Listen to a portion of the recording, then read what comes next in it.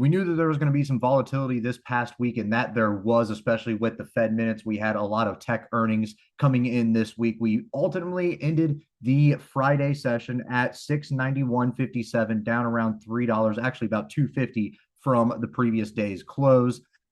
Just a lot of volatility happening on Thursday and Friday.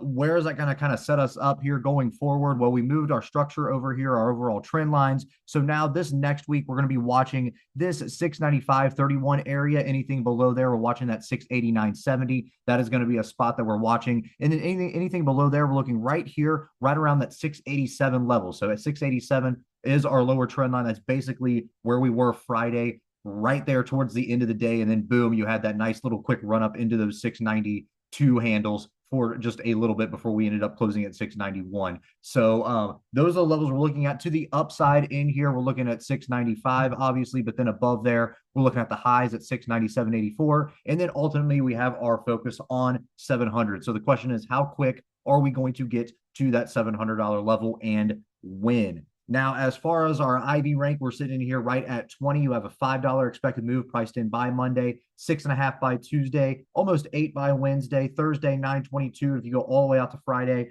about $11 expected move being priced in here by your options trader. So let's see what happens in here as we go forward. Remember, we have about 7 stocks coming up this week that now trade Monday, Wednesday, Friday expirations, not just Friday. So let's see how that shakes things up in the overall markets as well. But again, more volatility probably to come, but let's see what happens in here in the overall markets in SPY.